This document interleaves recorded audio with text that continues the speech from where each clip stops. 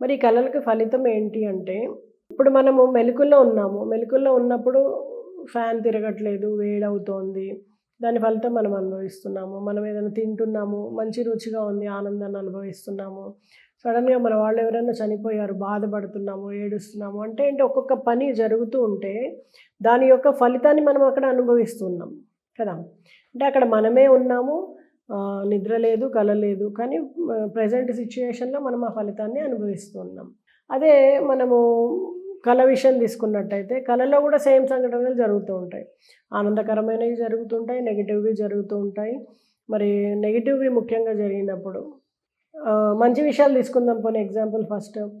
పెళ్లి అవుతున్నట్టో, లేకపోతే పెళ్లి కోసం ఎదురు చూస్తున్న వాళ్ళకి వాళ్ళు కలిసి పెళ్లి చూపులు, కార్యక్రమాలు, మాటలు, ముచ్చటలు అవన్నీ జరుగుతూ కనిపించాయి అంటే ఏంటి, అవి జరగడానికి ఆస్కారం ఏర్పడుతున్నాయి. ఒక పాజిటివ్ వైబ్ క్రియేట్ అయింది అని అక్కడ మనం గుర్తించొచ్చు.